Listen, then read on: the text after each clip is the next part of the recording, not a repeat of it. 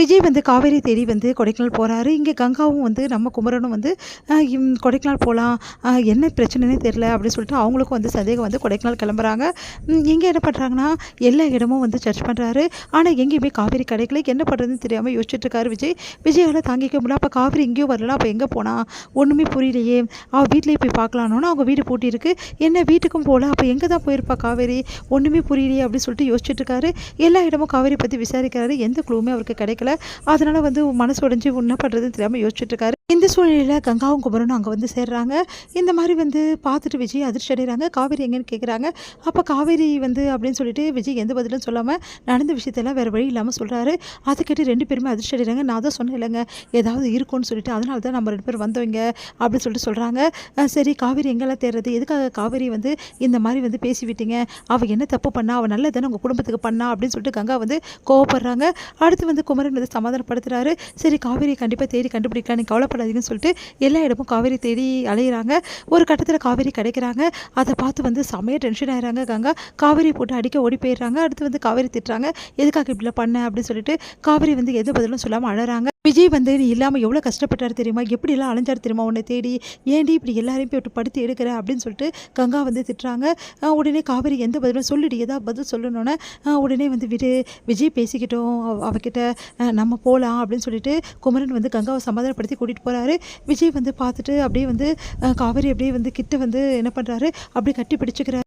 ஏன் காவேரி இப்படி பண்ண, என்னை விட்டு வர்றதுக்கு உனக்கு மனசு எப்படி வந்தது அப்படின்னு சொல்லிட்டு அப்படியே வந்து கட்டி பிடிச்சி பயங்கரமாக அழறாரு. நான் ரொம்ப பயந்துட்டேன் தெரியுமா, ஏன் இப்படிலாம் பண்ணுற அப்படின்னு சொல்லிட்டு கேட்டுட்ருக்காரு. அதுக்கு காவேரிக்கு எந்த பதிலும் சொல்லு காவேரி, ஏன் பதில் பேச மாட்டேங்கிற அப்படின்னோடனே காவேரி வந்து அமைதி அவரே பார்க்குறாங்க.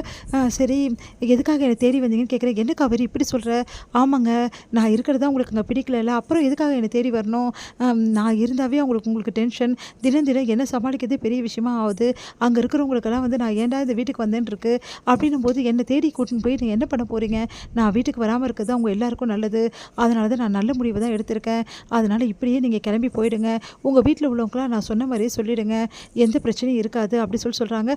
உனக்குன்னா என்ன ஆச்சு உனக்கு காவேரி, ஏன் இப்படிலாம் பேசுகிற, நீ இல்லாமல் இருந்தால் சந்தோஷமாக இருப்பாங்க, யார் சொன்னது, நீங்கள் சந்தோஷமாக தானே இருப்பீங்க, நான் சந்தோஷமாக இருப்பேன்னு உனக்கு தெரியுமா, நீ இல்லாமல் என்னால் வாழவே முடியாது தெரியுமா அது உனக்கு அப்படி சொல்லிட்டு பயங்கரமாக கத்துறாரு.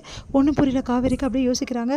இங்கே பாரு, நான் உன்னை இதுக்கப்புறம் எதுவுமே சொல்ல மாட்டேன், வீட்டுக்கு வந்தாலும் சரி உன்னை திட்ட மாட்டேன், பேச மாட்டேன், அது மட்டும் கிடையாது, நீ சொல்கிறல்ல நான் என்னை வந்து போகிறத பற்றி பேசக்கூடாதுன்னு, சத்தியமாக இதுக்கப்புறம் போகிறத பற்றி நான் பேசவே மாட்டேன், நீ என்னை விட்டுட்டு போகிறது எனக்கு ரொம்ப கஷ்டமாக இருக்குது காவேரி, நீ வீட்டுக்கு வந்துடு, தாத்தா எல்லாருமே ரொம்ப மனசு கஷ்டப்படுறாங்க, யாருக்குமே தெரியாது நீ வீட்டு விட்டு போனது அப்படின்னு சொல்லிட்டு சொல்கிறாரு. இங்கே பாருங்கள், நான் ஒரே ஒரு கேள்வி உங்களை கேட்குறேன், இப்போ நீங்கள் வந்து என்னை கூப்பிட்றீங்கல்ல, எந்த உரிமையில் என்னை கூப்பிட்றீங்க அப்படின்னு சொல்லிட்டு கேட்குறாங்க. அதுக்கு வந்து அப்படியே நிற்கிறாரு. சொல்லுங்கள், எந்த உரிமையில், நான் தான் உங்கள் பொண்டாட்டி இல்லை, 8 மாதம் தான் நம்ம 2 பேருக்கு உறவுன்னு சொன்னீங்கல்ல, அப்புறம் வந்து நான் தான் சொல்லிட்டேன்ல, இதுக்கப்புறம் என்னால் எந்த பிரச்சனையும் இருக்காது அப்படி சொல்லிட்டு நான் தான் வந்துட்டேன் வீட்டை விட்டு, இதுக்கப்புறம் எந்த உரிமை இருக்குது உங்களுக்கு என்னை கூப்பிட்றதுக்கு அப்படின்னு சொல்லிட்டு கேட்குறாங்க. என்ன உரிமை இருக்கா அப்படின்னு சொல்லிட்டு காவேரியோட கழுத்தில் இருந்த தாலி எடுத்து, இந்த உரிமையில் தான் நான் கூப்பிட்றேன் போதுமா அப்படின்னோடனே அப்படியே அதிர்ச்சி அடைகிறாங்க காவேரி. உடனே வந்து பார்க்குறாங்க.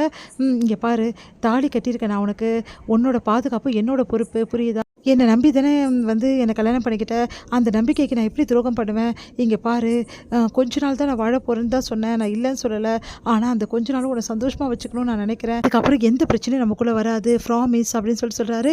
வா வீட்டுக்கு போகலான்னு கூப்பிட்றாரு. உன்னை கெஞ்சறதை பார்த்துட்டு யோசிக்கிறாங்க காவேரி. இது முடியுது.